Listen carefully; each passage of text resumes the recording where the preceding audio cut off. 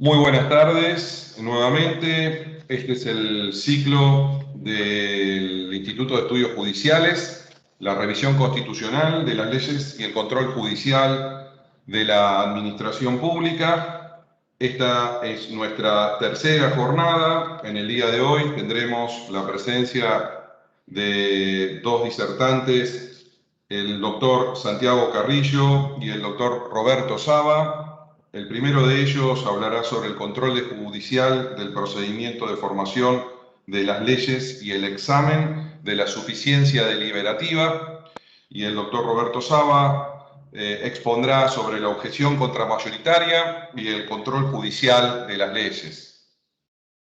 Como ustedes saben, recordaré que el mecanismo para participar de la jornada y hacer sus preguntas es a través del canal de la Suprema Corte de Justicia de la Provincia de Buenos Aires de YouTube. Por allí se transmitirá en streaming las presentes disertaciones. Al finalizar los dos disertantes tendremos un intercambio de ideas, seguramente entre los expositores, y también trataremos de reunir la mayor cantidad de preguntas para que puedan ser respondidas por los mismos. Les agradezco muchísimo la presencia. Le vamos a dar paso en la primera oportunidad al doctor Santiago Carrillo, que le agradecemos a Santiago que esté presente. Leeremos brevemente su hoja de vida, pero para todos muy conocida. Es el doctor Carrillo, juez federal en lo contencioso administrativo, ha sido relator de la Suprema Corte de Justicia durante 11 años en la vocalía del doctor Daniel Soria, es profesor de Derecho Administrativo en la Universidad de Buenos Aires, investigador en proyectos de ciencia y técnica, es profesor de la Escuela del Cuerpo de Abogados del Estado, de la Procuración del Tesoro de la Nación, y ha sido miembro de la Comisión de la Reforma de la Ley de Procedimientos Administrativos de la Provincia de Buenos Aires. Santiago, te escuchamos atentamente, muchísimas gracias. Luego le daremos paso a Roberto su exposición. Gracias. Bueno, buenas tardes. Muchas gracias, Amos, por la presentación. Y también les quiero agradecer especialmente a todo el equipo de la Corte. Ahí lo vi a Ezequiel Klaas, gente a la que hace mucho que no veo, pero que me es muy grato reunirme nuevamente.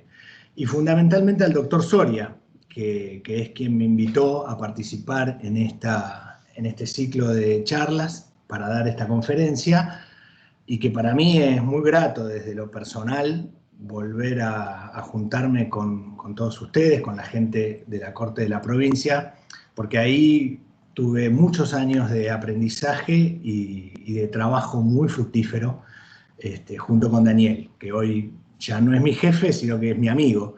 Así que para mí es muy grato poder estar acá. Bueno, el tema que yo tengo asignado no es sencillo, pero lo que me reconforta es que ninguno de los temas que están planteados para este ciclo de charlas es sencillo. Puntualmente, lo que tengo que abordar es el control judicial del procedimiento para la sanción de las leyes, con una perspectiva singular e interesante que se refiere al examen de la suficiencia deliberativa de los parlamentos, de las legislaturas, en el procedimiento para la sanción de las leyes. Eso me impone más o menos dividir la charla en tres partes. Una primera parte a grandes rasgos, y para no repetir conceptos que ya se volcaron en estas charlas, particularmente en la conferencia del doctor Bianchi, algunas características someras y generales respecto del sistema de control de constitucionalidad argentino, en su visión más clásica o tradicional. Son todas cuestiones que conocemos y sabemos, pero que necesito reafirmarlas para sobre eso poder elaborar las ideas que siguen. Como contrapunto con esa misma tradición, hay ciertos fallos de la Corte esta sería la segunda etapa, ciertos fallos de la Corte Suprema y de la Suprema Corte de Justicia de la Provincia de Buenos Aires, que permiten un replanteo de los alcances, de la intensidad, del objeto del control de constitucionalidad respecto de ese procedimiento para la sanción de las leyes. Y por último, como cierre, un primer acercamiento a algunos conceptos poco explorados en nuestra doctrina constitucional. Básicamente, la idea de rational lawmaking y la idea de legisprudence, que son conceptos que maneja el derecho constitucional europeo moderno, derivados de ciertas doctrinas alemanas que son interesantes para plantear bases de ese replanteo, no para traspolar el instituto pretendiendo una aplicabilidad directa, porque esas metodologías de control, vamos a verlo durante el desarrollo, tienen un fundamento histórico, institucional, y responden a una realidad que puede ser la propia de un tribunal de control de constitucionalidad condensado, como es el Tribunal Constitucional Federal Alemán, o la Corte Europea de Justicia, o el Tribunal Europeo de Derechos Humanos, que ejercen una competencia diferente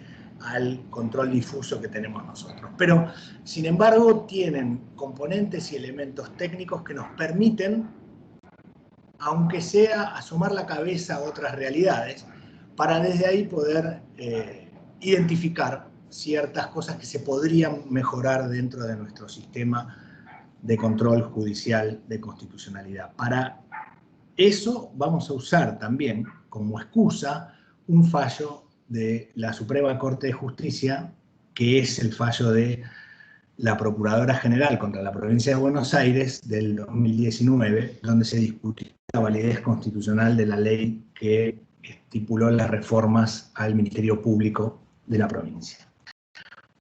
Paso entonces a la primera parte de la exposición, que se refiere a la fisonomía de control de constitucionalidad en la Argentina.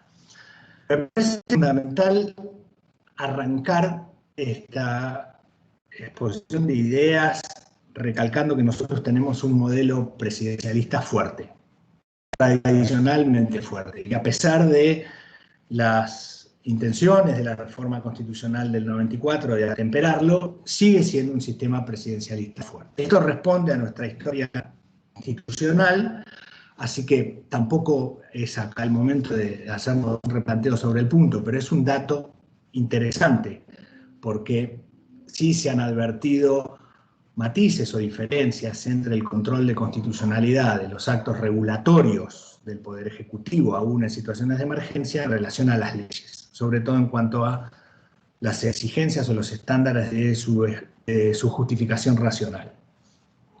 Luego, nuestro sistema de control está basado en el artículo 3 de la Constitución de los Estados Unidos. Sabemos que es un control difuso en un sistema de organización judicial estamentario y que se hace base principalmente la idea de la supremacía constitucional y de la separación de los poderes.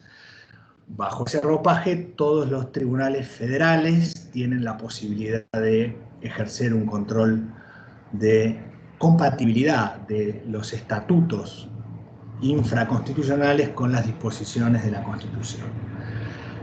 Por supuesto, por el diagrama federal de gobierno, las provincias, quienes se reservan para sí su derecho público y su organización institucional, también tienen conferido ese control de constitucionalidad, bien que acotado o limitado a aquellas materias que son propias de su derecho público o la cláusula de los códigos del 75 inciso 12, pero excluida la materia federal. Esto es importante porque hace al diagrama que el artículo 31 de la Constitución Nacional estipula en términos de organización.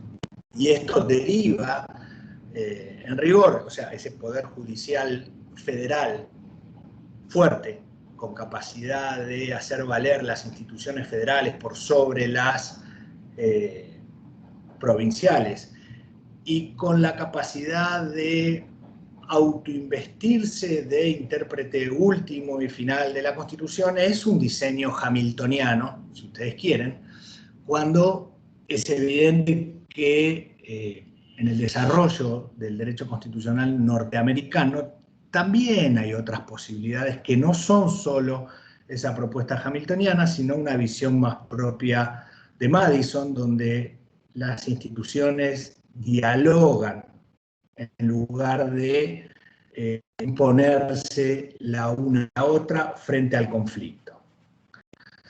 Este es un dato también importante. ¿En qué consiste el control de constitucionalidad de los actos legislativos? Como les decía recién, es básicamente un confronte del contenido sustantivo de los actos en relación a las cláusulas constitucionales. En general, ese confronte en el artículo, o sea, en el propio contenido semántico de la cláusula constitucional al referirse al derecho, pero también y fundamentalmente con un espectro más amplio en el artículo 28, ¿sí?, que funciona como un criterio de razonabilidad. Y básicamente ese criterio de razonabilidad da cuenta acerca de si en la jurisprudencia argentina, ¿no?, si la limitación establecida al derecho por el Congreso socava la esencia misma de ese derecho, es decir, si lo aniquila, ¿sí?, y a la vez si los fines perseguidos por el legislador son lícitos. Eso es, a grandes rasgos, y haciendo una generalización, el contenido de ese test de razonabilidad. Periféricamente o de modo muy casuístico se pueden encontrar casos en los cuales se aborda un escrutinio acerca de si la limitación es necesaria o si los medios empleados para conseguirla son adecuados. Pero por cierto que el control de razonabilidad que ejercen los tribunales argentinos dista mucho de la rigurosidad técnica y metodológica que puede tener el test de proporcionalidad que realizan los tribunales europeos, por ejemplo.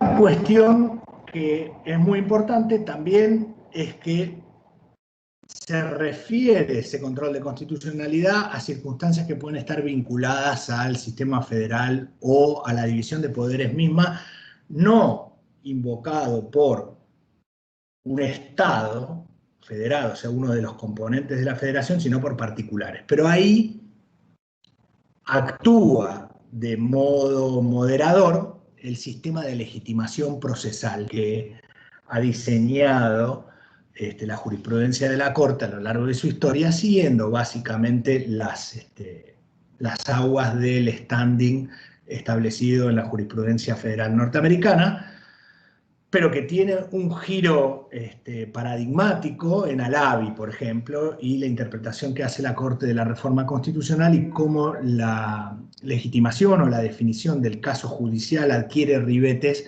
que aún se están definiendo. O sea, es un periodo que vamos transitando.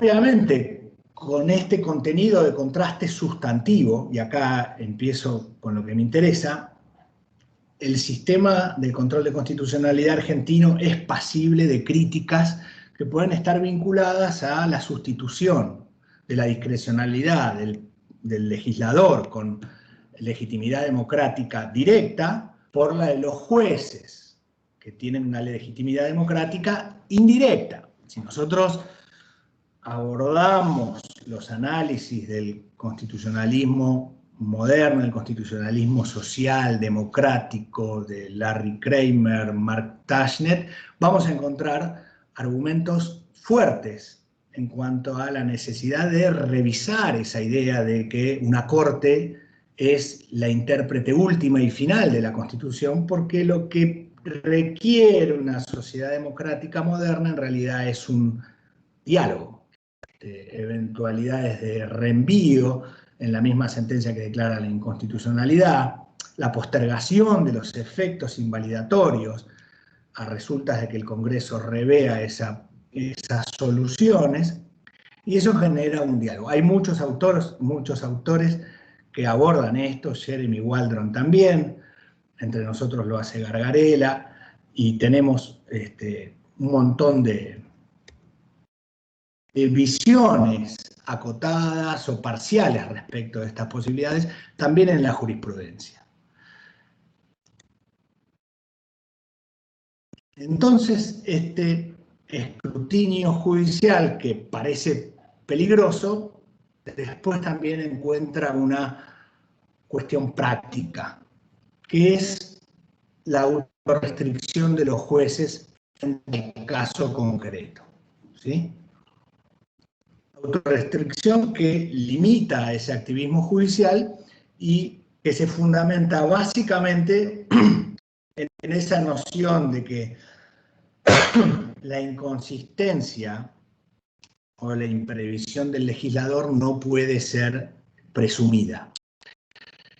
Y que consecuentemente cabe estar a la delimitación del escenario fáctico que lleva a legislar ha sido adecuadamente abordada por el Congreso. Ese les diría que es casi un límite infranqueable en la jurisprudencia, porque no tenemos, salvo algunas excepciones que vamos a ver después, abordajes que ingresen definitivamente y con profundidad al procedimiento, a revisar ese procedimiento de sobre qué bases fácticas, con qué información y con qué pasos el Congreso adopta la decisión. Lo que les estoy refiriendo es esa idea del self-restraint o esa idea de que los jueces se mantienen en su esfera y no avanzan sobre los poderes propios de los otros poderes, a menos que se detecte, como decíamos antes, una violación clara, manifiesta, palmaria a un derecho o garantía constitucional. La segunda etapa, como paradigma de esta posición de los jueces en relación de deferencia hacia el proceso legislativo y hacia la determinación del alcance que el Congreso le confiere a sus propios poderes, está el caso Polino. El caso Polino es un caso importante y, si ustedes quieren, bastante trágico, por cierto, pero tal vez explicable. Se trata de la invalidación de la ley que convoca la reforma constitucional del año 94, básicamente porque, habiendo tenido modificaciones en la Cámara Revisora, en lugar de volver a la Cámara de origen, el Congreso la envió directamente al Poder Ejecutivo para que sea promulgada con fuerza de ley, cosa que el Poder Ejecutivo hizo. Claro, eso generó que diputados que habían actuado en la Cámara de origen tengan la imposibilidad de revisar aquellas condiciones que habían sido incorporadas por el Senado en el texto original. Esto es evidentemente una infracción constitucional grave a un procedimiento específico y establecido en la Constitución. La autorrestricción de la Corte en ese caso es difícil de aceptar porque la disidencia de la Corte, la minoría, pone énfasis claramente en que se violaron las posibilidades de esos legisladores de ejercer sus mandatos. Por lo tanto, aún a resultas de la evolución jurisprudencial norteamericana, esos casos reconocen legitimación procesal y se habilita el escrutinio sobre un procedimiento constitucional que está arreglado. No estamos acá hablando de eventuales discrecionalidades, sino de una infracción a un procedimiento normado por la propia Constitución, que es el funcionamiento de la bicameralidad.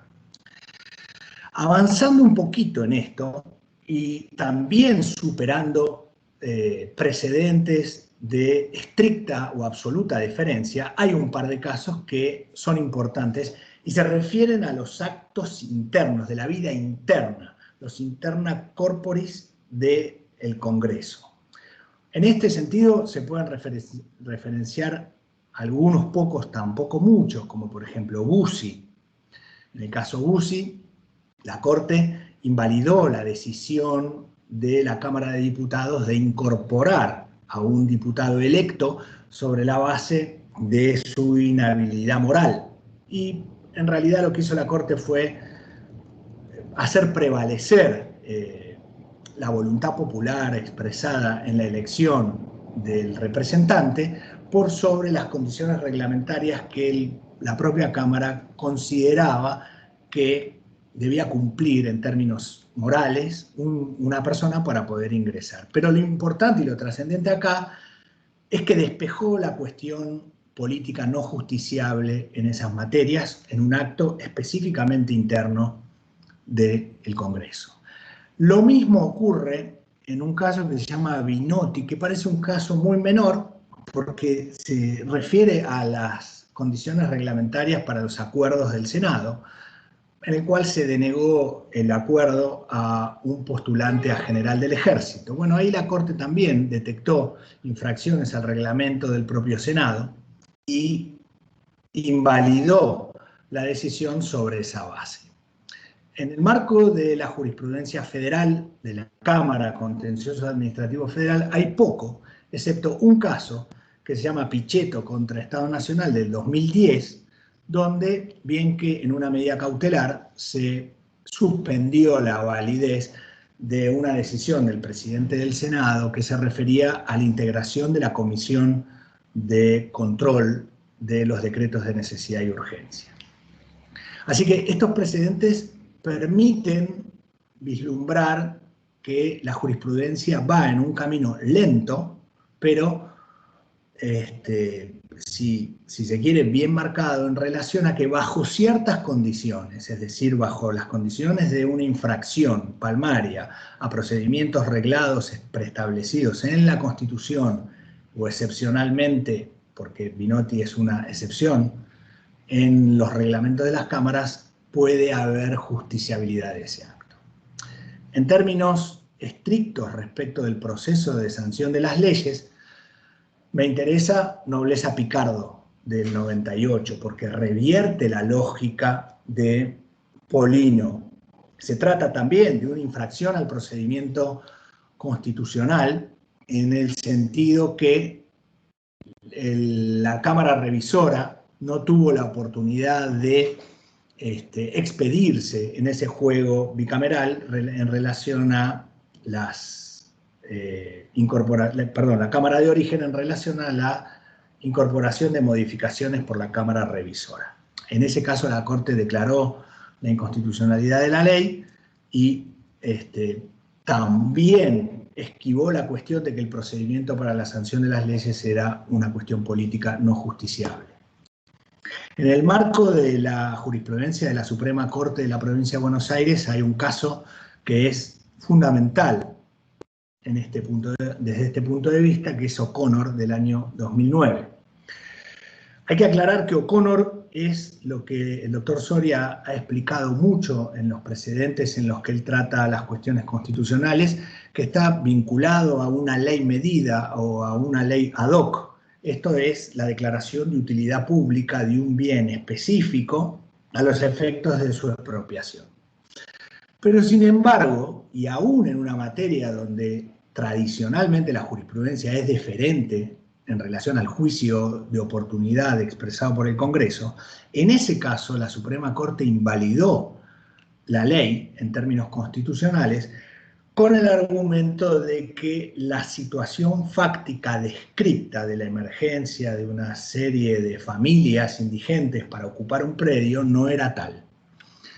O sea, no abrió juicio en realidad sobre si estaba bien o mal que la legislatura provincial expropie en favor de los particulares un predio de un tercero privado, sino que simplemente le alcanzó con constatar que lo que se estaba diciendo carecía de una constatación concreta, específica y acreditada. Bajo esas circunstancias se declaró la inconstitucionalidad de la ley, pero eso implica una revisión del proceso decisorio, no solamente en términos estrictos de violación de pasos procedimentales por omisión de un reenvío. En el 2010 hay una suerte de atenuación o reversión de lo que dijo la Corte en Minotti, porque está el caso Thomas. El caso Thomas tiene todo un contexto institucional, social y económico muy singular, porque está vinculado al procedimiento para la sanción de la Ley de Servicios Audiovisuales y las cuestiones de discusión pública que eso generó. Sin embargo, ahí la Corte fue determinante en el sentido que esa revisión de lo actuado por las cámaras en las comisiones, ahí básicamente se cuestionaba que no se habían cumplido ciertos plazos, era una cuestión reservada al funcionamiento de cada una de las cámaras y le denegó la legitimación al legislador sobre la base de que no tenía un agravio concreto que lo diferencie del resto de la gente y su actuación, por tanto, quedaba circunscripta al ámbito de la Cámara. Este escenario de control de constitucionalidad que tiene estos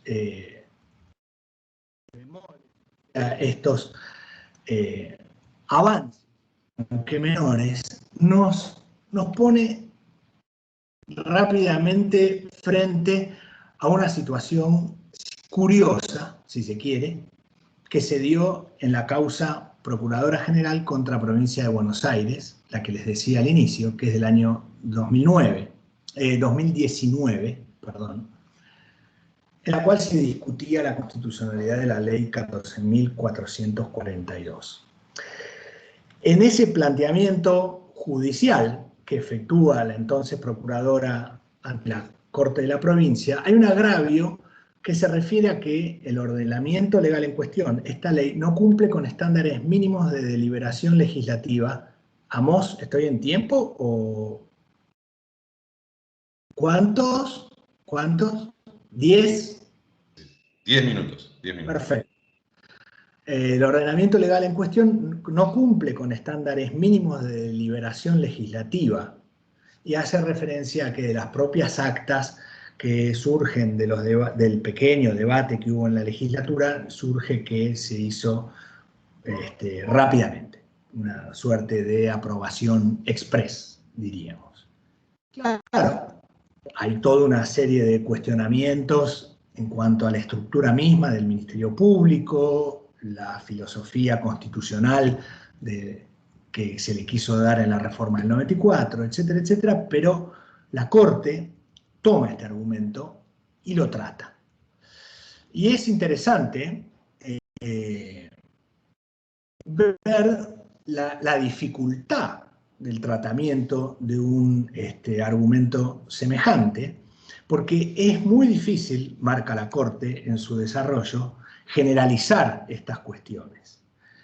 Pero también es complicado aceptar que cualquier tipo de sanción, por ejemplo, sin ningún marco de deliberación, pueda ser aceptada. No hay cuestiones lineales en esto, dice la Corte, porque se requiere valorar el contenido de la norma y de ese modo poder estimar si la insuficiencia deliberativa incide sobre la razonabilidad. Y acá hay una vinculación que une un espacio de deliberación que presupone en la tarea legislativa acuerdos y consensos vinculado a una razonabilidad acreditada del producto, de ese contenido específico de la ley. La materia sobre la que versa la regulación es importante porque hay que considerar los derechos que entran en juego y su grado de afectación, el contexto en el cual se da ese tratamiento, es decir, si se trata de una norma de emergencia temporal, si se trata de una legislación permanente, cuestiones que hagan a reformas institucionales o afectación de situaciones subjetivas. Son muchas las aristas que debe considerar un tribunal para poder determinar si existe una insuficiencia deliberativa que se traslade como vicio congénito a la razonabilidad de esa ley. Esto desemboca en lo que yo les quería mencionar, que se los mencioné al principio, que son esas doctrinas de rational lawmaking que tuvieron lugar a raíz de jurisprudencia del Tribunal Constitucional Federal Alemán. Hay un caso que es muy paradigmático en todo esto que se llama Hartz IV. En Hartz IV, el Tribunal Constitucional Federal Alemán descalifica una ley que establece subsidios y ayudas a personas indigentes, no sobre la base de la insuficiencia económica de esa ayuda, sino sobre la base de que la determinación de esa ayuda no responde a un procedimiento constatable, sino que es un ejercicio de discrecionalidad absoluto por el Bundestag, el Parlamento alemán, pero sin una referencia metodológica. O sea, lo que le está exigiendo es una explicitación del escenario que va a regular y de la justificación de los elementos que adopta para regular ese escenario. Obviamente con una finalidad de prognosis, o sea, de establecer la racionalidad de todo ese proceso. Y es particularmente interesante que el Tribunal Constitucional Federal Alemán lo interpreta esto como una precondición para poder realizar el test de proporcionalidad, definido en su propia jurisprudencia, pero entre nosotros también conocido por los libros de Robert Alexy. O sea, es un tema conocido, pero fíjense cómo ahí el Tribunal Constitucional Alemán dice, si yo no le quiero imponer nada a la legislatura, pero si la legislatura no acompaña su proyecto de ley o su ley con un procedimiento semejante, eso limita mi propia competencia constitucional para verificar la validez de la ley en el confronte con la ley fundamental de Bonn, que es la Constitución alemana. Esta cuestión genera una cuña en la cual luego el Tribunal Europeo de Derechos Humanos, entre otros tribunales, la Corte Constitucional Española también lo ha hecho, ingresan con mayor o menor énfasis en el ámbito interno o material de la creación de la ley. Es muy difícil sacar parámetros preestablecidos de esto, pero uno detecta que siempre están en el trasfondo razonamientos propios de los programas de mejora regulatoria, que aún siendo soft law, o sea, no vinculantes en forma estricta para los parlamentos, en general lo son o los estados los adoptan de modo vinculante para las administraciones públicas, pero no para los parlamentos, pero siempre esos condicionamientos de racionalidad, procedimentales, de análisis de costo-beneficio, aparecen en esta idea de que el procedimiento legislativo debe expresar la justificación de las medidas que adopta con una delimitación fáctica del escenario y con evaluaciones de impacto posteriores.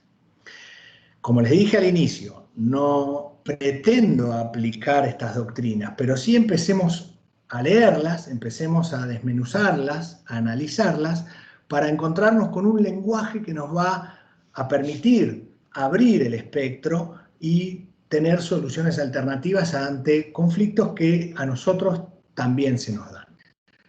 Amos, gracias. Gracias, doctor Soria, por la participación. Así que está cerrado el micrófono. Ahí está, tenemos que acostumbrarnos a esto. Muchísimas gracias, Santiago. Estábamos en tiempo, no sé si quieres hacer alguna acotación más, si no, damos por cerrado y dejamos paso a las preguntas después que termine la locución de Roberto. Sí. Perfecto. Muchísimas gracias, Santiago. De nada. Bueno, les recordamos, aprovechamos la oportunidad para recordarles que tienen posibilidad de hacer las preguntas por el canal YouTube de la Suprema Corte de Justicia, tanto a la disertación del doctor Santiago Carrillo como a la que a continuación vamos a escuchar del doctor Roberto Saba. También agradecemos la presencia de cada uno de los que están asistiendo a este ciclo y a las clases por vía Teams de la Suprema Corte de Justicia por el Instituto de Estudios Judiciales. Bueno, llega el momento de escuchar al estimado amigo Roberto Saba. Ya lo he saludado en particular, vuelvo a saludarlo. Leo, si te parece, Roberto, una breve hoja de vida que es obligatoria en este tipo de actividades, pero que todo el mundo ya se conoce por tu trayectoria tanto nacional como internacional. Roberto es graduado en la Universidad de Buenos Aires con el título de abogado y luego ha realizado un máster y un doctorado en la Universidad de Yale. Es director del Centro de Estudios de Posgrado de la Facultad de Derecho de la Universidad de Palermo y ha sido decano de esa universidad hasta el año 2016. Es profesor de Derecho Constitucional y de Derechos Humanos en la Universidad de Buenos Aires y en la Universidad de Palermo, además de ser cofundador de la Asociación por los Derechos Civiles de la Argentina en 1995 y fue su director ejecutivo durante 8 años. Como abogado es un abogado reconocido, tiene una trayectoria nacional e internacional, inclusive sus intervenciones en la Corte Interamericana de Derechos Humanos, en cuestiones relativas a la libertad de expresión y a la igualdad, y ha trabajado como consultor en diversas agencias gubernamentales. Me voy a detener aquí para no quitarle más tiempo a Roberto. Agradecemos tu presencia, Roberto. Al finalizar tu disertación estaremos dispuestos a las preguntas y al intercambio de ideas entre ustedes. Una vez más, bienvenido. Muchas gracias, Amos. Un placer, un honor estar aquí en este ciclo de clases o conferencias. Así que muy agradecido por la invitación al doctor Soria, al Instituto de Estudios Judiciales, un honor. Bueno, el tema que presento es el de la objeción contramayoritaria y el control judicial de las leyes. Es un tema muy complejo, con muchísimas aristas, así que voy a tratar de enfocarme en 3 o 4 temas o nudos que me parecen que pueden ayudar a pensar el problema, a pensar el tema y a ubicarnos un poco en la discusión, que tiene mucho que ver con la presentación que acaba de hacer el doctor Carrillo. Vamos a ver que tiene muchos puntos de contacto. Bueno, el título es la objeción contramayoritaria y el control judicial de las leyes. Por lo tanto, ya el título sugiere el problema al que me voy a referir, que es la crítica, y algo mencionó el doctor Carrillo al comienzo de su presentación, ¿no? La crítica al control judicial de constitucionalidad, y voy a, por un lado, proponer algunas puertas para entrarle al problema y, digamos, se va a transpirar de mi presentación una defensa del control judicial de constitucionalidad y algunos desafíos que tenemos para sostenerlo en el futuro. Es imposible, digamos, adentrarnos en la discusión sobre la objeción contramayoritaria o al control judicial de constitucionalidad sin empezar por caracterizar la relación entre 2 elementos constitutivos de nuestro régimen político, ¿no? O sea, si definimos a nuestro régimen político como una democracia constitucional, este régimen político combina 2 elementos centrales del sistema político, que son, por un lado, el régimen de toma de decisiones, el régimen de autogobierno, digamos, que está, digamos, definido como un régimen democrático de autogobierno, y por otro lado, el establecimiento de una constitución que vamos a entenderla como límite a ese gobierno democrático o a ese ideal de autogobierno canalizado a través de las instituciones políticas, como por ejemplo el Congreso de la Nación y su facultad de emitir leyes, como bien decía mi colega Carrillo recién.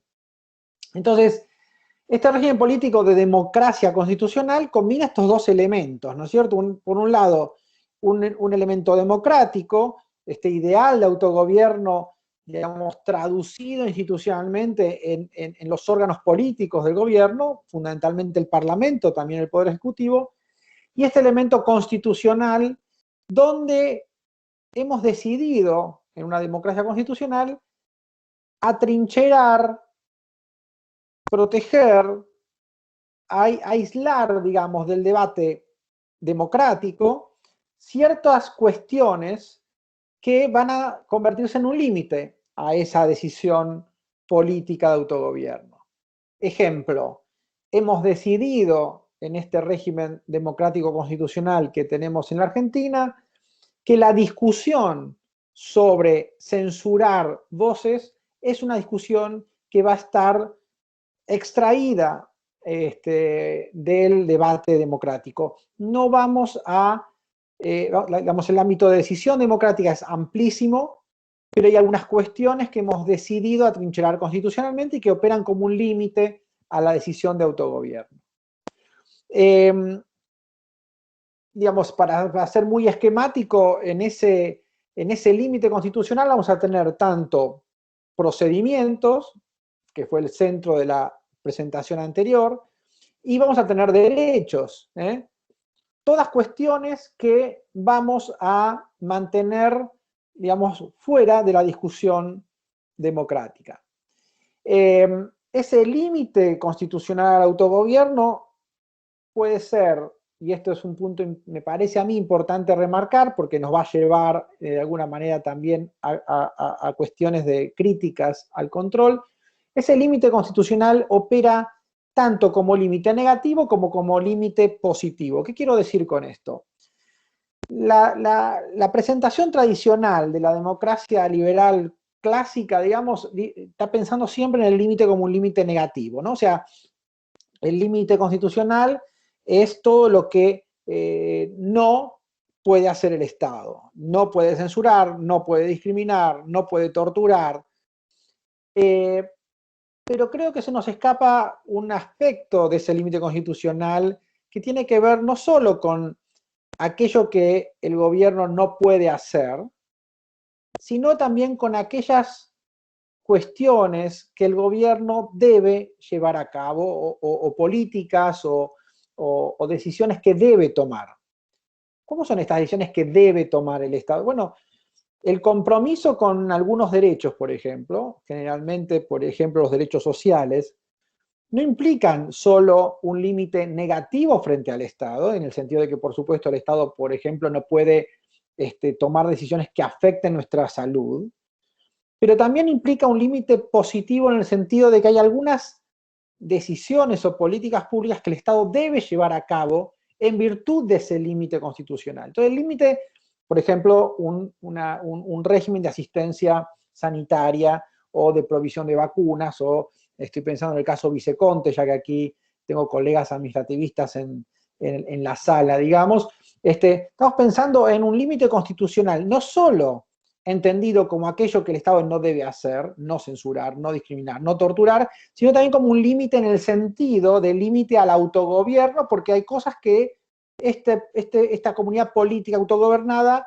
va a tener que decidir. De algún modo estoy limitando el autogobierno porque le digo, hay cuestiones que no va a poder evitar decidir, como por ejemplo aquellas políticas públicas que aseguran derechos sociales o que aseguran el ejercicio de derechos en su dimensión estructural, como puede pasar con la igualdad, como puede pasar con la libertad de expresión, como puede pasar con las garantías del proceso penal, caso Verbitsky, etc. Entonces, primer punto importante me parece es poner esta discusión sobre la objeción contramayoritaria en un marco de el régimen político en el que... Roberto, Sí, discúlpame, hay un pequeño inconveniente con la conexión con YouTube. Tu alocución sale perfecta, pero no te estamos viendo en imagen. El personal técnico lo está solucionando en YouTube para avisar en YouTube que estamos trabajando en eso. Vos podés seguir tu conferencia porque se escucha perfectamente, ¿sí?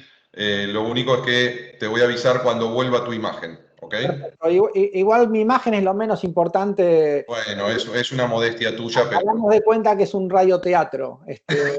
Un podcast. Perfecto. Disculpame la interrupción, sí. No, para nada, che, gracias.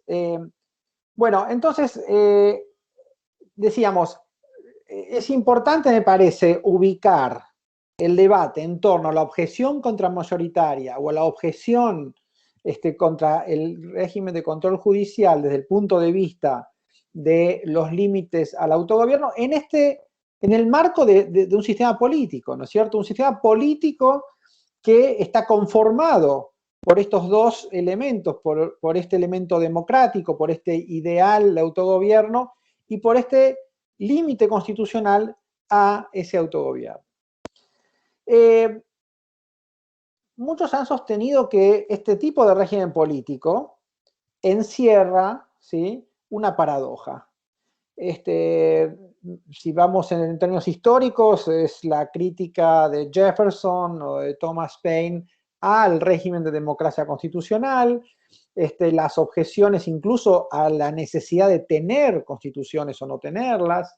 Estas son las críticas, digamos, más radicales al régimen, hasta, digamos, posiciones que podrían demandar de límites constitucionales muy escuetos, muy limitados, justamente para dejar un amplio margen de decisión al autogobierno. Entonces, aquí aparece un elemento importante que se va a trasladar a nuestra discusión sobre la objeción contramayoritaria, que es, bueno, ¿podemos sostener este régimen político sobre la base de estos dos elementos? ¿Son estos dos elementos contradictorios o paradójicos?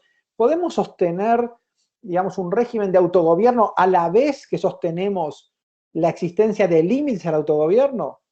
Los críticos más radicales van a decir de ninguna manera, porque el autogobierno solo es autogobierno si no tiene límites, ¿sí?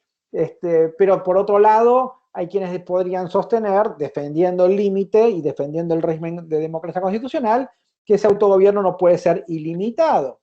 Entonces, aquí surge esta discusión sobre la paradoja de la democracia constitucional, que, estoy mejor con la imagen, apareció la imagen. Perfecto.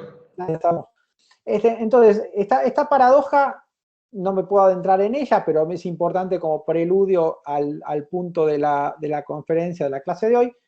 Esta paradoja ha disparado, digamos, gran parte del debate de la teoría constitucional moderna desde, yo diría, por lo menos desde los años 60 hasta el día de hoy.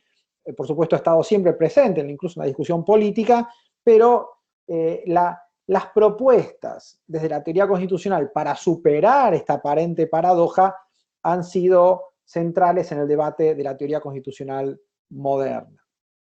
Ahora bien, no voy a adentrarme en las respuestas o en las propuestas de superación de la paradoja, solo voy a mencionar dos posibles respuestas someramente. Una porque justamente se relaciona mucho con la presentación anterior, ¿no es cierto? Una visión, una propuesta de superación de la paradoja, o sea, de justificación del límite en este régimen de autogobierno, pasa justamente por entender que ese límite debería estar circunscripto a ciertos procesos o precondiciones de la decisión democrática de autogobierno. O sea, que no son incompatibles límite y autogobierno porque la idea de autogobierno, el ideal de autogobierno encierra, supone, presupone, asume límites. límites, por ejemplo, en el proceso de toma de decisiones. Voy a decir un límite muy puntual y muy seguramente aceptable por todos. La igualdad en el proceso de toma de decisiones democrático es un límite que no puede ser agredido, traspasado por la propia decisión democrática, porque la decisión democrática, la decisión de autogobierno que desconozca o agreda la igualdad en el proceso de toma de decisión, estaría incurriendo en una inconsistencia pragmática, estaría justificando la decisión de autogobierno sobre el presupuesto de que todos somos iguales en ese proceso y a la vez tomando una decisión contradictoria con su presupuesto. Entonces, una de las propuestas que más, digamos, que han surgido, del caso de autores como Illy, incluso en nuestro país se mencionó Gargarella, también Carlos Nino, digamos, que defienden concepciones muy potentes y robustas de democracia, sin embargo también van a aceptar límites constitucionales, pero muy estrechamente vinculados con los presupuestos del proceso democrático.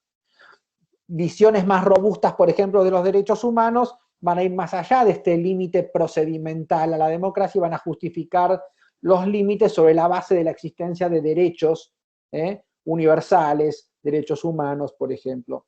O la propuesta de autores como Ackerman u otros que han dicho, no, el límite es un límite que este pueblo, esta comunidad política se autoimpone y por lo tanto este sistema político democrático es un sistema dual con dos niveles de decisión, donde hay decisiones que el pueblo toma y que son decisiones que limitan las propias decisiones futuras del pueblo, como por ejemplo la decisión de no torturar.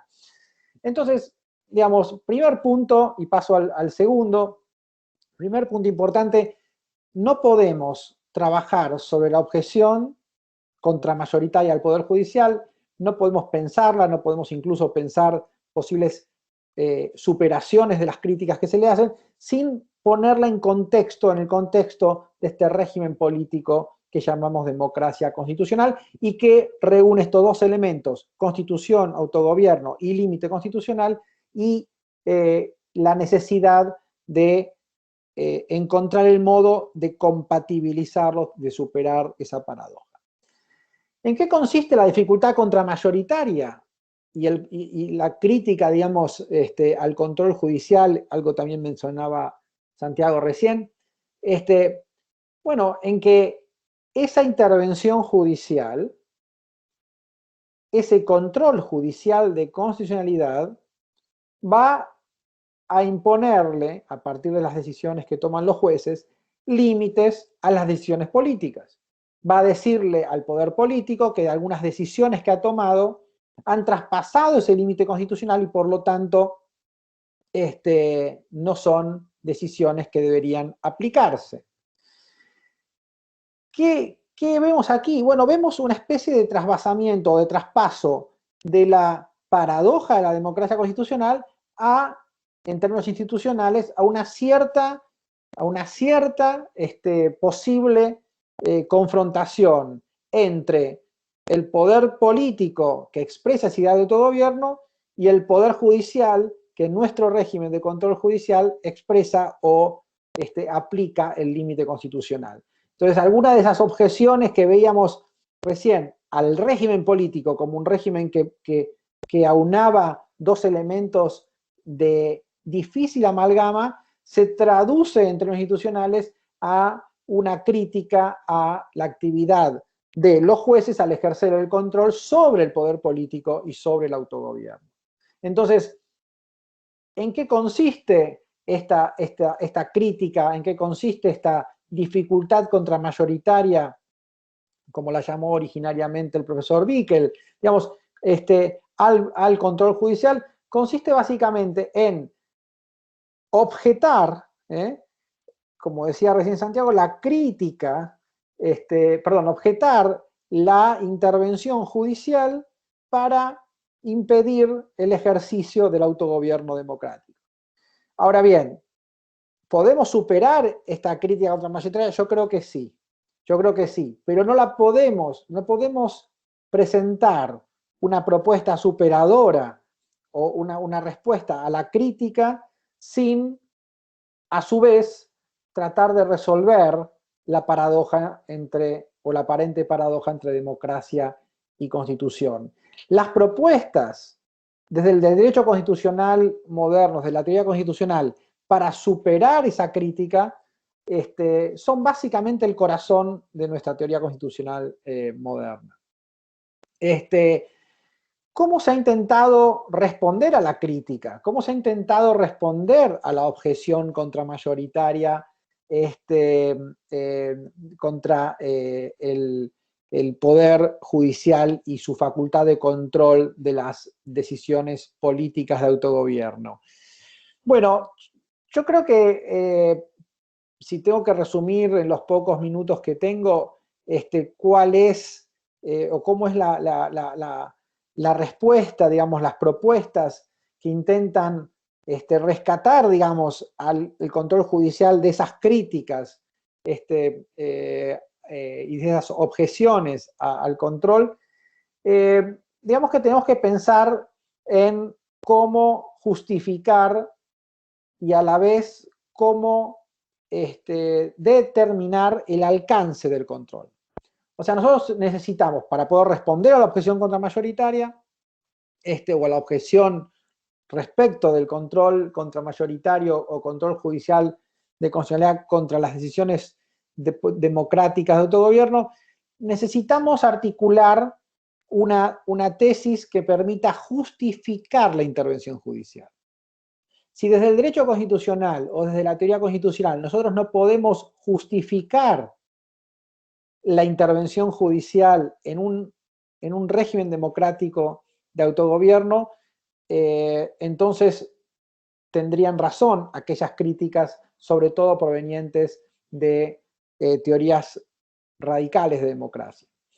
Que yo, por ejemplo, también mencionaba a Santiago, ¿no? El caso de Waldron, el caso bueno, todos aquellos que tienen teorías democráticas muy robustas, que tienen una profunda confianza en el proceso deliberativo y por lo tanto van a ver con desconfianza cualquier interferencia con ese proceso, por ejemplo, la que viene de un poder judicial que, como decía Santiago, tiene una legitimidad democrática indirecta, como algunos la denominan.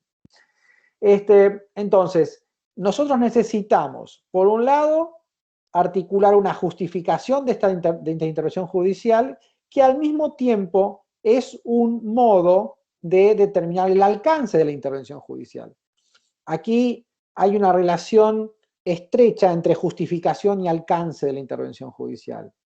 Pedagógicamente o para los fines de la presentación yo voy a separarlas, pero la relación entre justificación de la intervención judicial en el control de constitucionalidad y el alcance de la intervención van a ser dos cuestiones íntimamente relacionadas. Dos palabras respecto de la justificación. Bueno, ¿por qué los jueces? O sea, cuando hablamos de la justificación del control es porque los jueces. El demócrata radical me va a decir, bueno, ¿por qué los jueces? Si en realidad la legitimidad democrática reside en el Parlamento, reside en el Poder Ejecutivo electo popularmente, ¿por qué los jueces podrían asumir este control? Bueno, aquí hay varias opciones de teorías justificatorias. Una de ellas está vinculada a su vez con la idea de democracia limitada, democracia constitucional que dijimos al principio.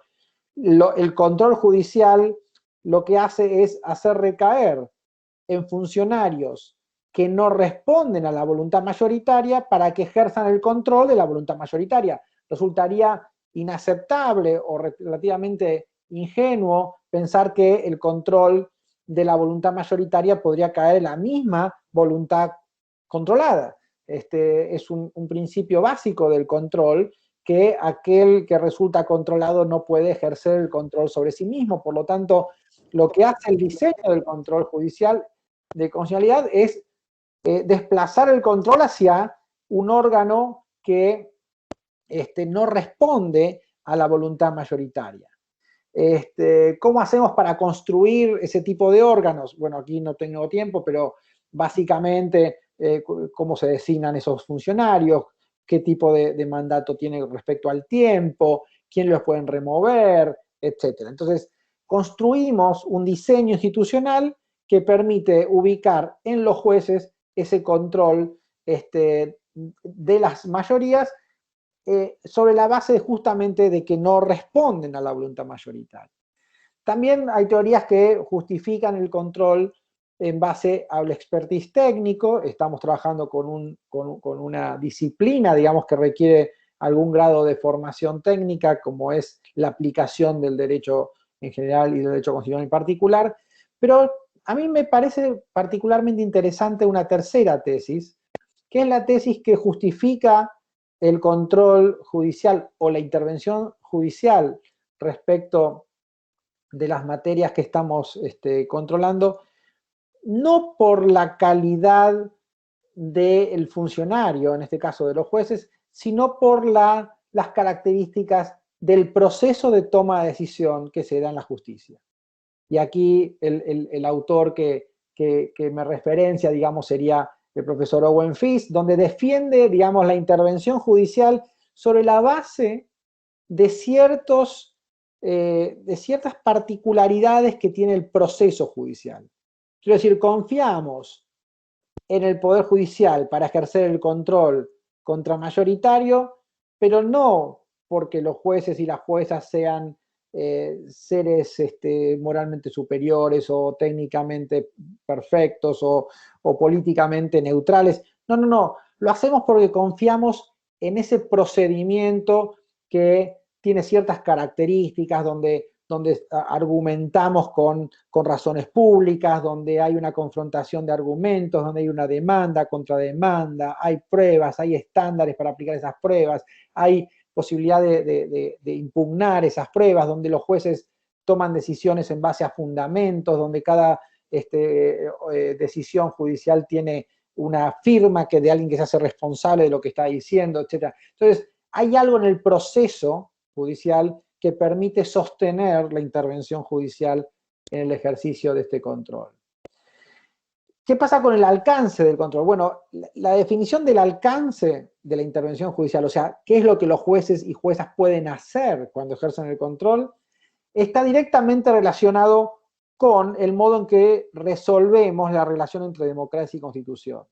Quiero decir, para vincularlo, por ejemplo, con todos los ejemplos que ha dado mi colega recién, ¿no es cierto? O sea, si nosotros creemos que, por ejemplo, el modo en que se supera la paradoja de la democracia constitucional, del autogobierno limitado, es, como dije antes, con la tesis, con la idea de que el límite aceptable en una democracia constitucional es el límite que está asociado a las precondiciones del autogobierno, a los procesos que conducen a las decisiones de autogobierno. Por lo tanto, esa noción de límite, por ejemplo, vinculada al procedimiento, es lo que justificaría el alcance del control. O sea, ¿cuál es la actividad, cuál es la decisión que los jueces y juezas podrían tomar ejerciendo el control y que estaría justificada en el contexto de una democracia constitucional? Son aquellas decisiones, como diría Illy, como si fuera el árbitro de un juego, ¿no es cierto?, donde lo que van a hacer los jueces y las juezas al ejercer el control es objetar decisiones que han sido tomadas sin respetar las reglas del procedimiento de toma de decisión democrático. Entonces, fíjense cómo el modo en que resolvemos la relación entre democracia y constitución, por ejemplo, sosteniendo que la Constitución como límite expresa las precondiciones del autogobierno que no pueden ser negadas o contradichas por las decisiones de autogobierno, esto se traslada a la caracterización del ejercicio del control judicial y del alcance del control judicial. ¿Qué harán los jueces bajo esa noción de democracia constitucional? Preservar o hacer cumplir los procedimientos de toma de decisión democráticos. Que esto es el corazón de la presentación que acabamos de escuchar, ¿no es cierto? Pero esa no es la única forma de resolver la aparente paradoja de la democracia constitucional, porque hay otras formas de entender también la relación entre el límite y la decisión democrática de autogobierno.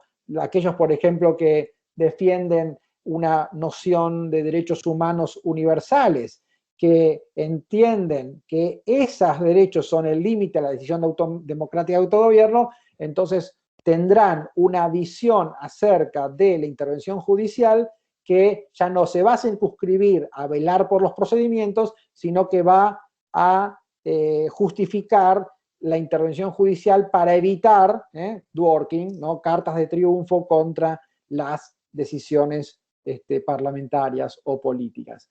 Entonces, este tercer punto, diría, de mi presentación, o cuarto, yo ya perdí la cuenta, perdón, pero, digamos, la importancia entonces de entender que el modo en que resolvemos la relación entre democracia y constitución va a determinar el modo en que resolvemos el alcance, justificación y alcance de la intervención judicial, el ejercer el control judicial de constitucionalidad.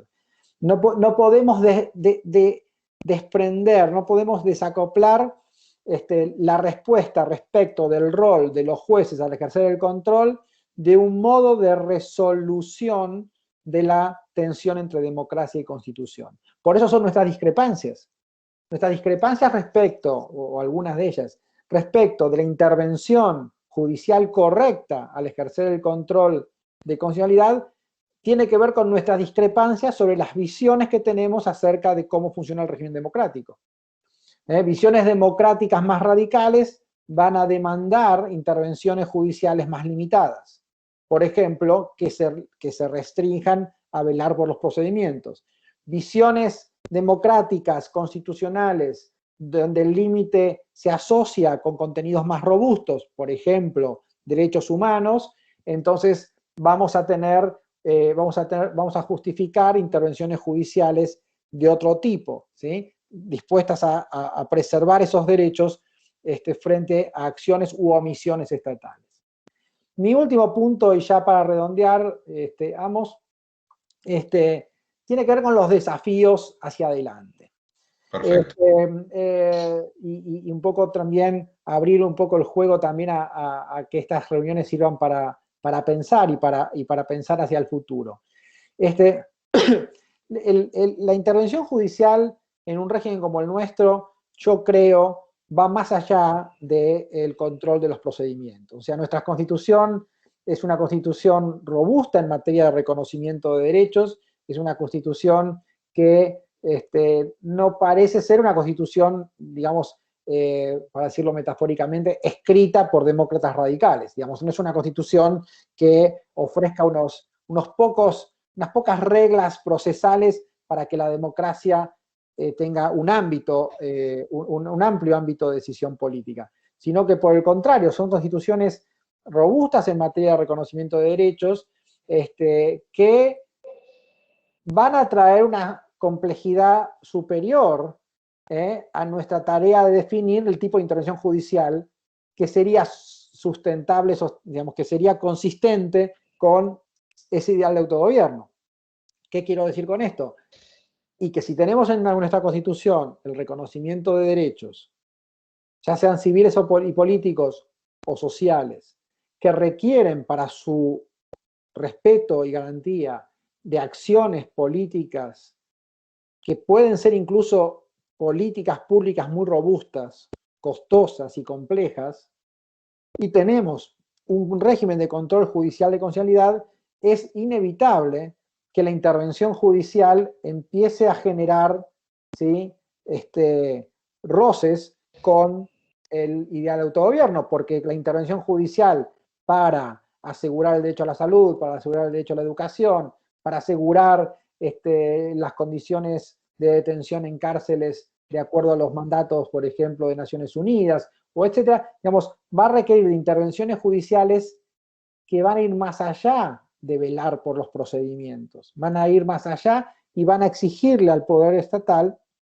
acciones que, por ser tan demandantes, por ser tan robustas, pueden llegar a, digamos, debilitar, digamos, el espacio o el alcance de la decisión política. ¿Qué nos queda por delante? Nos queda un desafío realmente complejo, pero yo diría inevitable, de pensar modos de intervención judicial, de control judicial de constitucionalidad en este tipo de casos que, por un lado, eviten que el Poder Judicial se retrotraiga y diga, no, estas cuestiones son políticas y por lo tanto no tienen nada que ver conmigo, máxima deferencia hacia el poder político. La única forma, dirían, de superar, digamos, la dificultad contramayoritaria es completa deferencia al poder político.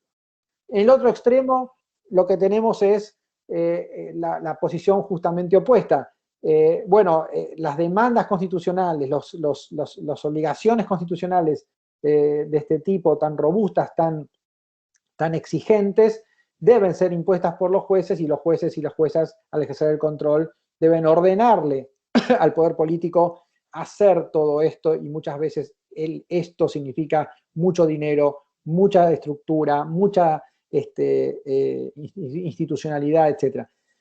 Necesitamos caminar un camino en el medio.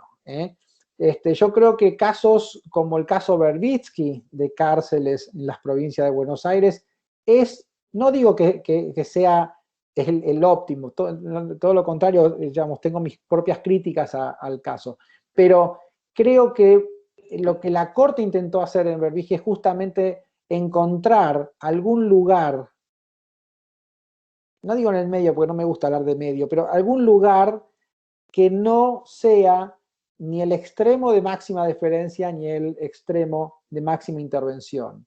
Tenemos que imaginar, y si hay lugar en las preguntas me explayaré más, tenemos que imaginar modos de intervención judicial en el marco de este régimen de control judicial y en el marco de una democracia constitucional con un límite constitucional robusto que permitan, digamos, defender el control de constitucionalidad de aquellas justificadas críticas que vienen de posturas democrático más radicales. Muchas gracias, Amos. No, por favor, muchísimas gracias, Roberto, gracias, Santiago. Damos paso a no pocas preguntas que se han ido generando, no por lo complejo de las disertaciones, sino por lo rico de las mismas. Así que vayamos al encuentro de las preguntas.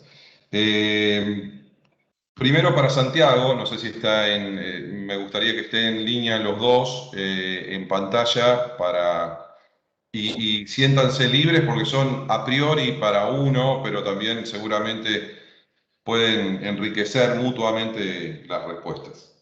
Le consultan a Santiago sobre esta penetración de los órganos del sistema de derechos humanos del que mencionó, si esto vendría a constituir lo que se llama paradigma transconstitucionalista, esta penetración de estos órganos de sistemas de derechos humanos. Si hay un nuevo paradigma o si este paradigma se puede avisorar ese paradigma transconstitucionalista. Bueno, también la pregunta está dirigida a la exposición de Roberto, ¿no? Sí. En búsqueda de esas soluciones en esa dicotomía entre controles meramente procedimentales o más bien sustantivos. Yo creo que sí, evidentemente eso es así. No se me ocurre ahora otro nombre que el de la jurisprudencia de principios y ese tipo de cosas que presentan una textura abierta. Las normas, las disposiciones sobre derechos humanos que aplican los jueces para resolver los casos a diario, obviamente otorgan un confín más amplio que la mera aplicación de una regla. O sea, acá estoy diciendo casi una obviedad, pero en el trabajo diario eso se percibe como uno actúa con un marco un poco más amplio. Y me parece que eso es fundamental en el rol de los jueces en términos de su responsabilidad institucional también, porque esa apertura los hace colisionar también con el poder político. Eso más la ampliación de la legitimación, las posibilidades de la declaración de inconstitucionalidad de oficio. O sea, son todas cuestiones que en una sumatoria reconfiguran el rol del juez en el sistema democrático. Pero Roberto lo ha explicado perfectamente. Ahí hay opciones de preferencia respecto de la interpretación de la relación entre la Constitución y la democracia y del rol de la política frente a la justicia también. Me parece que sí, que es determinante. Bien. Roberto, sentite en libertad de participar cuando vos quieras, ¿eh? Sí, si querés dos palabras sobre esto, pues es un tema muy importante y Sí. Santiago me invitaba también a opinar algo. A ver, vuelvo a mi marco teórico inicial, o sea, este régimen democrático constitucional o de democracia como autogobierno limitado por algún elemento externo que puede ser la Constitución, ha venido a ser reforzado con el surgimiento del derecho internacional de los derechos humanos. O sea, el surgimiento del derecho internacional de los derechos humanos no es incompatible con este marco, digamos. Al contrario, cuando, como dice Norberto Bobbio, ¿no? Cuando después de la Segunda Guerra Mundial nuestro mecanismo de control a las mayorías, que eran las constituciones, demostraron que pueden fallar, o sea, esto no es una crítica a priori, sino pueden fallar, y diseñamos todo un sistema internacional de protección de derechos humanos, lo que hacemos es volver sobre el mismo paradigma. El paradigma es un paradigma de autogobierno, pero un autogobierno limitado, en este caso por el respeto de derechos humanos. Entonces, no creo que haya cambiado el paradigma. Sí, por supuesto, hay desafíos nuevos, porque ahora, ¿cómo vamos a hacer para que ese límite del derecho internacional de derechos humanos coexista o se aplique también en un marco de derecho constitucional? Bueno, me remito, para ser breve, a la discusión que hemos tenido en el caso Fontevecchia, donde la Corte resistió, digamos, por un tiempo, luego se allanó, la presión de la Corte Interamericana para dejar sin efecto una sentencia, o la discusión que hemos tenido sobre el 2x1. Digamos, ahí se han notado estas dificultades para avanzar en la coexistencia, digamos, de límites constitucionales y límites internacionales. Pero en el fondo estamos ante el mismo paradigma.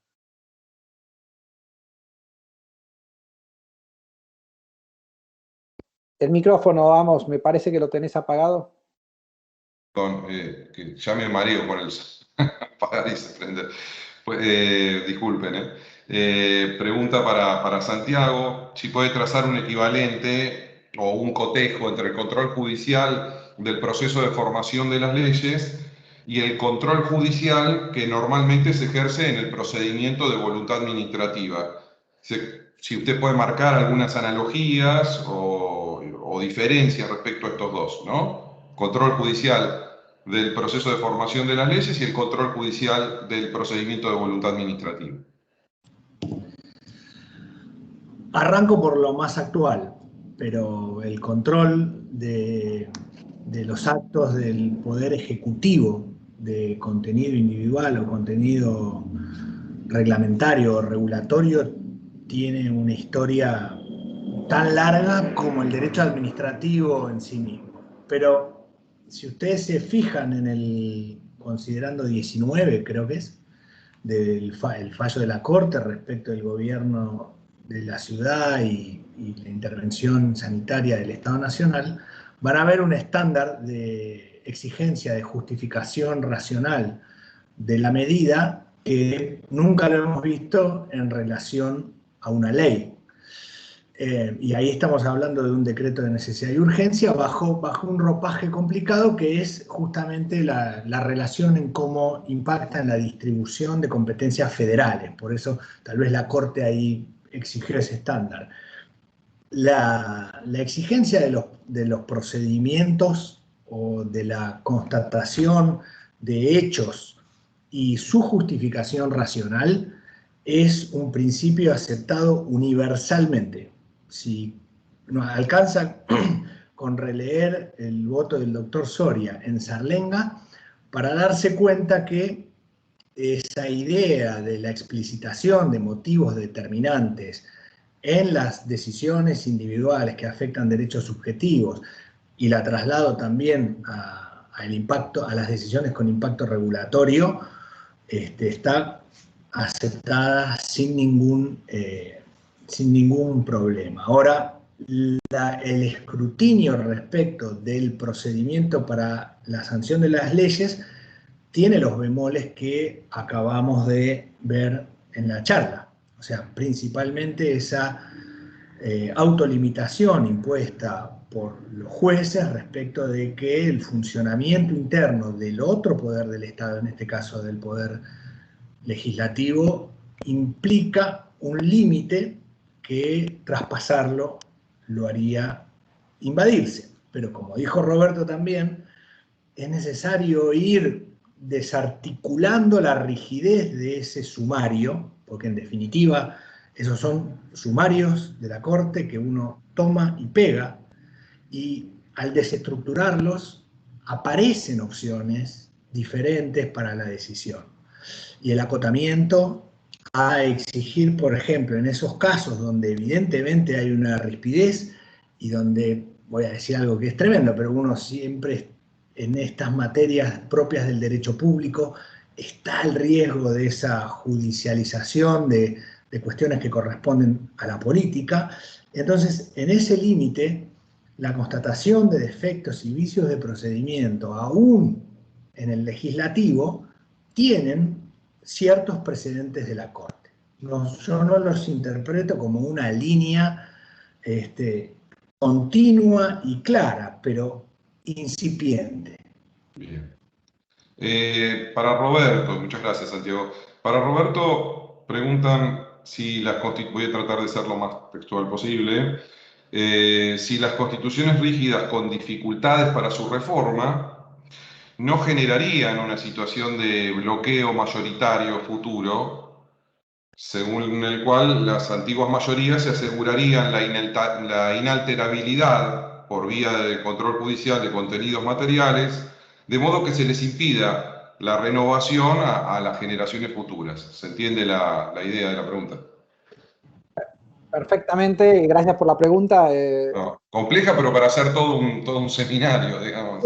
Sí, digamos, paso el aviso de mis cursos, digamos, es el capítulo de poder constituyente. Yo creo que efectivamente no, y esto tiene que ver con la propuesta que hice hoy y que suelo hacer, que es, nosotros no podemos adentrarnos en, por ejemplo, la problemática del control judicial, su alcance y justificación, o, como dice la persona que me hace la pregunta, la cuestión de el mejor diseño, digamos, constitucional como límite y el impacto sobre el poder constituyente, sin resolver primero esta relación entre democracia y constitución. Porque, digamos, y es más, aunque no digamos explícitamente cuál es el modo en que la resolvemos, en cada decisión que tomamos, y acá pasa lo mismo con los tribunales, cuando la Corte Suprema decide el caso Fait o decide el caso Schifrin, está presuponiendo un modo de respuesta a la pregunta que me están haciendo. Ahora bien, ya concretamente a la pregunta, digamos, sí, efectivamente, digamos, acá me voy a citar al querido maestro Carlos Nino, digamos, en la Constitución de la Democracia Deliberativa, en su capítulo 1, Nino dice que la relación entre democracia y constitución es una relación difícil, dice, es como un matrimonio difícil, y que el límite constitucional a la democracia puede tener diferentes grados de robustez. Y uno de los elementos que convierte a ese límite en un límite más robusto es justamente la rigidez de la reforma. Digamos, hay constituciones más difíciles, digamos, que son más difíciles de ser reformadas, constituirán límites más robustos, límites más duros a la democracia. Y viceversa, constituciones que sean más fáciles de reformar convertirán al límite en un límite menos robusto. Ahora, esto tiene que ver con qué entendemos por constitución también, porque cuando el límite es poco robusto en el sentido de constituciones poco rígidas, como tomemos el caso de la constitución, del modo de reforma en la constitución mexicana. Cuando la constitución mexicana ha sido reformada desde 1917 a hoy más de 700 veces, porque tanto la formalidad de la reforma como la práctica permite que eso suceda, algo que nos preguntamos es, ¿estamos ante una constitución? ¿Estamos ante un límite a la democracia? ¿O el límite se convierte en algo tan lábil que prácticamente lo que tenemos es un régimen de autogobierno donde no hay límite? Porque si el órgano de autogobierno puede decidir, digamos, cada vez que le molesta un límite, cambiarlo, lo que hemos perdido es el elemento de límite, porque lo que tenemos es puro autogobierno. Y también el otro extremo, si el límite es un límite tan rígido como pasó, obviemos que la Constitución del 80 en Chile fue decidida por Pinochet, que no es un tema menor para nada, pero supongamos que tuviera un origen democrático. Su modo de reforma era tan complicado, el poder de veto de la minoría era tan impresionante que generó la olla a presión que terminó el fin de semana pasado con la votación en la Constituyente. ¿Por qué? Porque el límite demasiado rígido, un límite que obstruye y ahoga el autogobierno a tal punto, también es un límite que parece ser inconsistente con una democracia constitucional. Entonces, la respuesta es un poquito más compleja quizás que lo que se esperaba, pero creo que yo iría por ahí. Bien. Hacemos otras, hay varias preguntas más, vamos a ir cerrando porque no vamos a alcanzar a dar respuesta a todas las preguntas que hay, pero en algún momento, Roberto, vos hiciste referencia al proceso y a la posibilidad de que el proceso y el debate en el proceso y la cuestión argumentativa dentro del proceso genere, digamos, cierta legitimación. Y hay dos preguntas respecto a esto, ¿no? Legitimación del control judicial, digo. Pero hay dos preguntas respecto a esto o dos reflexiones. Una, si para vos la paz argumentativa del proceso sería un factor legitimante del control judicial. Esa es una. Y la segunda, que tiene que ver con esto también directamente, es si la idea de confianza en el procedimiento judicial con debate, inspirada en la perspectiva de FIS, si no torna inaplicable de algún modo la atribución del control oficioso de constitucionalidad. Me parece que son los dos extremos, pero me parece que te podés entrar por ahí. Perfecto, muchas gracias a la persona que hizo la pregunta y a vos, Amos. Sí, definitivamente yo creo que digamos, lo que caracteriza al procedimiento, al proceso judicial, que incluso lo diferencia del proceso democrático, por ejemplo, parlamentario, que son esas características que le son propias. O sea, a ver, todos, no todos, pero aquellos que también simpatizamos con una teoría de la democracia deliberativa, aspiraríamos a que el proceso democrático y, por ejemplo, el parlamentario refleje esta discusión ideal entre razones públicas, entre intercambio de razones, de información, etc.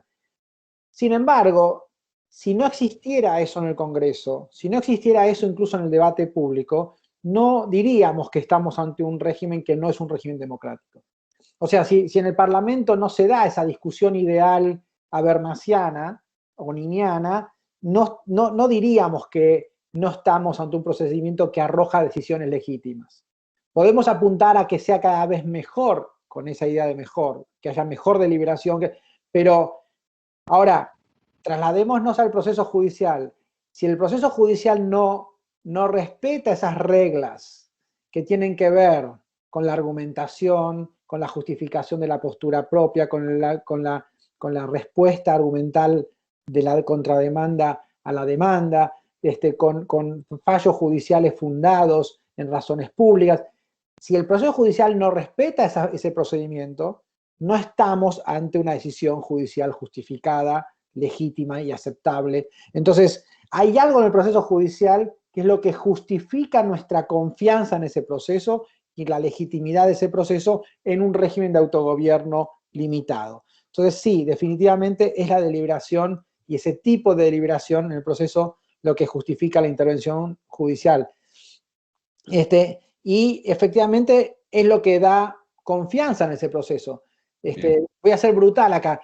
A mí la decisión judicial no me da confianza porque la decidió el juez X o el juez Y.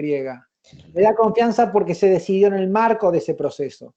No, los jueces y juezas no son un oráculo, ¿no?, donde uno va con los problemas reciben algún tipo de inspiración a través del éter y deciden, sino que deciden luego de un proceso.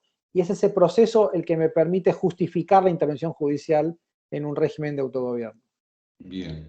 Y después respecto al tema de FIS, lo del control, si esto tornaría inaplicable el control oficioso de constitucionalidad en función de esto, digamos, de la idea de confianza al procedimiento judicial. No, No. todo lo contrario.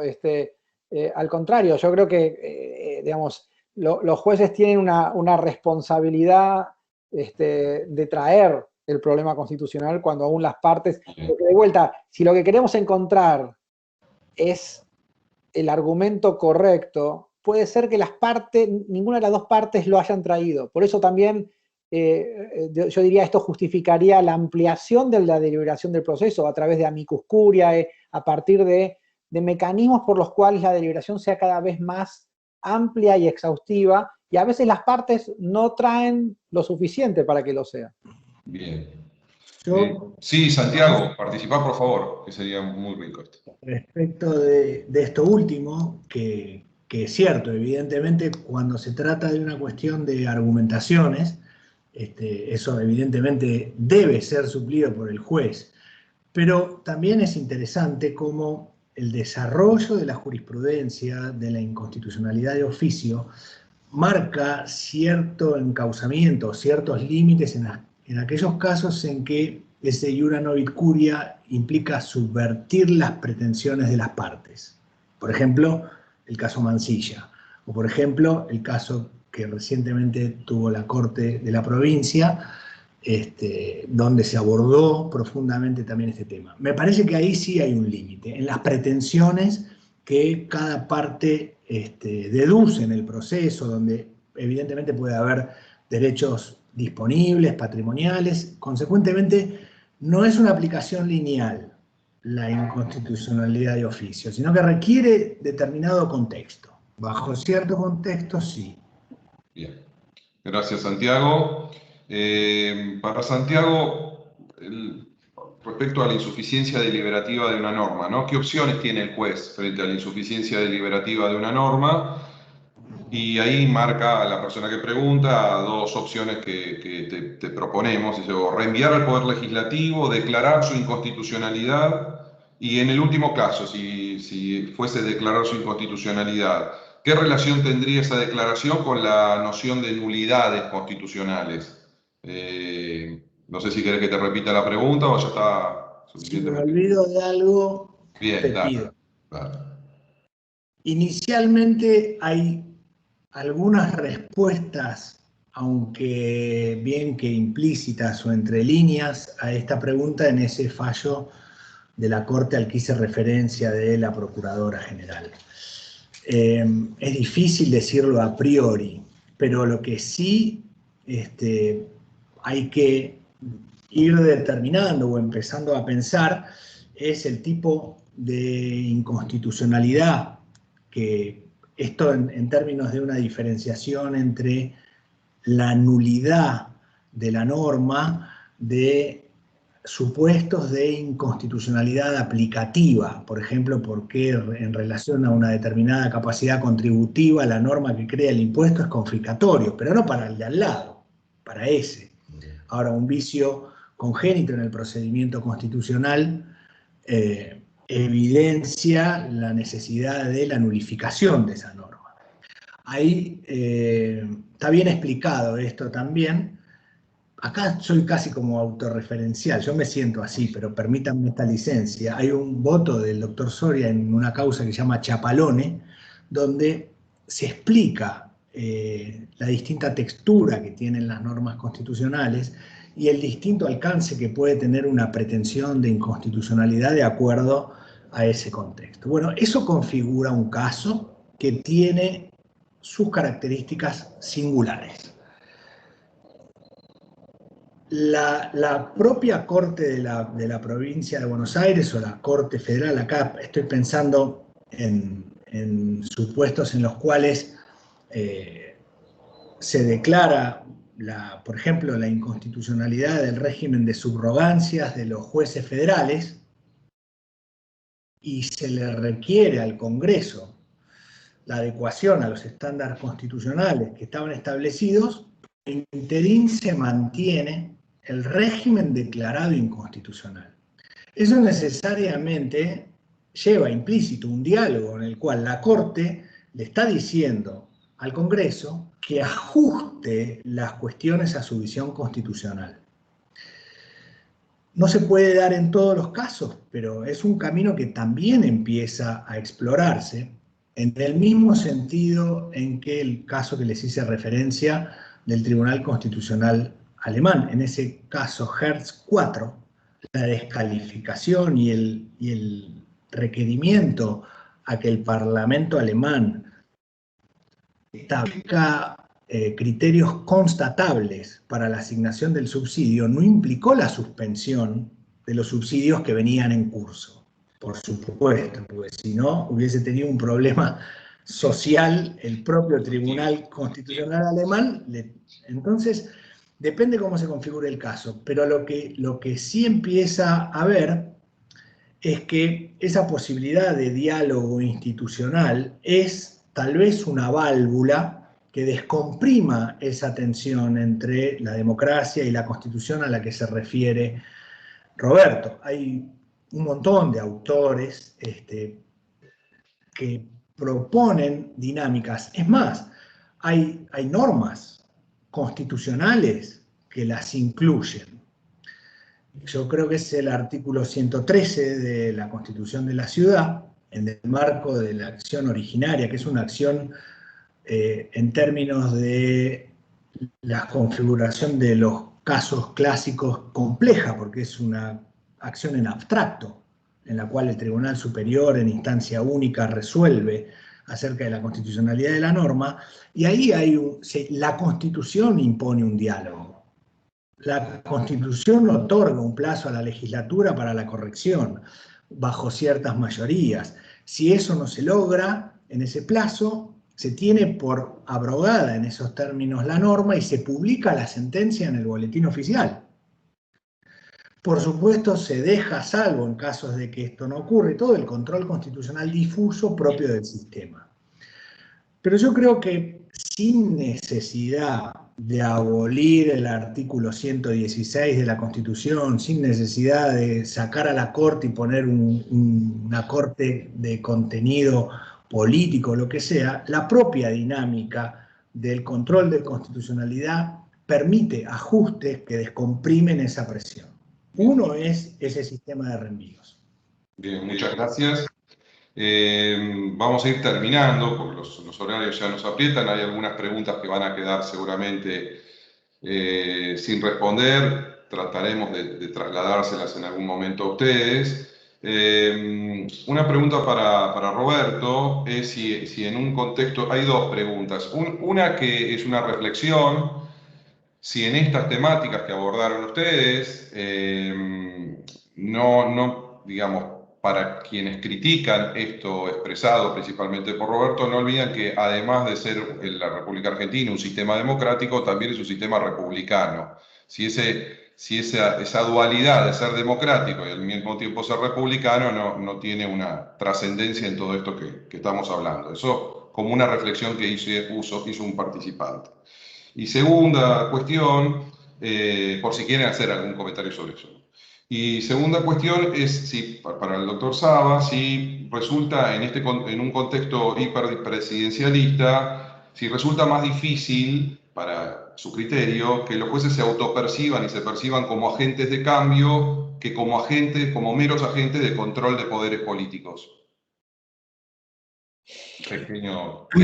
Sí, grandes temas para pocos minutos, pero muchas gracias por la pregunta. Sí. Sobre la cuestión del sistema republicano, bueno, a veces yo siempre, digamos, trato de sugerir que no nos, dejemos confundir por las palabras, en el sentido de que las palabras no tienen un significado único, son el producto de acuerdos, y por lo tanto lo que llamemos republicano puede querer decir algunas cosas para unos, otras para otros. Lo que a mí me parece importante aquí es el concepto, ¿no? El concepto que tiene que ver con lo que algunos llaman república, pero no es, digamos, solo vinculado con el concepto de república, pero esta idea de gobierno limitado por acuerdos constitucionales. Esto puede tener que ver con la idea de check and balances, puede tener que ver con la idea de pesos y contrapesos, pero no importa cómo lo instrumentemos, lo que importa es que nuestra comunidad política ha llegado a un acuerdo constitucional. Y ese acuerdo constitucional consiste justamente, por un lado, honrar el ideal de autogobierno, pero por otro lado, que ese ideal de autogobierno no está libre de límites a los que llamamos constitución, podemos llamarlo como querramos, y de un diseño institucional que hace que ese límite pueda ser aplicado, ¿no es cierto? Con respecto al hiperpresidencialismo, voy a ver, no sé si el hiperpresidencialismo es la causa, no sé si entendí bien la pregunta, pero no sé si el hiperpresidencialismo es la causa de un poder judicial más o menos diferente. Esto está bastante bien trabajado con muchos ejemplos a lo largo de la historia constitucional argentina en Fundamentos de Derecho Constitucional de Nino, ¿no? O sea, ¿por qué los jueces en la historia constitucional han cultivado esta deferencia? Bueno, esto es un tema para historiadores, más que nada, yo no soy historiador. Yo creo que esto tiene que ver con muchas cosas. Puede tener que ver con una democracia permanentemente interrumpida, con un poder judicial muy deferente hacia gobiernos no democráticos. Puede tener que ver también con una concepción de democracia, con una visión, digamos, de un autogobierno bastante más robusto que el que podría tener en otros modelos. Sin embargo, yo creo que caracterizar la deferencia judicial hacia el poder político en términos de que el poder judicial parece comprar una teoría democrática radical no me convence. O sea, no estoy muy seguro de que sea por ahí. Pero puede ser que este régimen hiperpresidencialista que tiene, digamos, un líder o lideresa política tan potente, digamos, en la cumbre del sistema institucional, convierta, digamos, o lleve al Poder Judicial a ser más deferente. Pero no sé si están así, no estoy muy convencido. Perfecto. Perfecto. Santiago, no sé si quieres hacer algún comentario. No. ¿Le caben las generales de la ley? No. Mejor no. No, pero fundamentalmente la respuesta de Roberto es completa. Perfecto, O sea, esto depende de situaciones histórico-institucionales que están vinculadas a un devenir argentino en el cual la mitad del tiempo son con golpes de Estado y gobiernos militares. Entonces, sacar una conclusión a priorística no es fácil, habría que estudiar periodo por periodo, ver las integraciones de la Corte. Nosotros hay una cosa que también es evidente, o sea, nos decimos, bueno, pero los decretos de necesidad y urgencia recién con Peralta, antes hubo alguno, qué sé yo. No, nosotros teníamos decretos leyes, no estaban los decretos de necesidad y urgencia porque la interrupción de los periodos constitucionales llevaba a que se legisle con decretos leyes, lo cual es más o menos lo mismo, aunque institucionales los DNU, pero están en un mismo marco. Entonces, adhiero a lo que dijo Roberto y me parece suficiente. Muchísimas gracias tanto a Roberto como a Santiago. Esta ha sido la tercera jornada del curso, del seminario sobre la revisión constitucional de las leyes y el control judicial de la administración pública. Ha sido riquísimo el intercambio de ideas, la participación, han despertado el interés del auditorio porque han surgido infinidad de preguntas, muchas de ellas lamentamos que no podamos responder, pero lo acotado del tiempo hace que no lo podamos hacer. los invitamos a todos y a todas a que puedan asistir en el canal de la Suprema Corte de Justicia, el canal de YouTube de la Corte Suprema de Justicia, esta misma jornada, que podrán verla grabada en esa página, y los invitamos el día jueves 3 de junio a la jornada donde disertarán el doctor Leandro Giannini y el doctor Carlos Bamberti sobre control de constitucionalidad en los procesos colectivos y el control judicial de la inactividad administrativa en el orden que he mencionado a los disertantes. Muchísimas gracias. Nuevamente, Roberto, un gran abrazo. Muchísimas gracias, Santiago. Un abrazo. Los despedimos y despedimos a toda la audiencia. Muchísimas gracias. Gracias a ustedes. Gracias. Hasta luego. Muchas gracias. Gracias.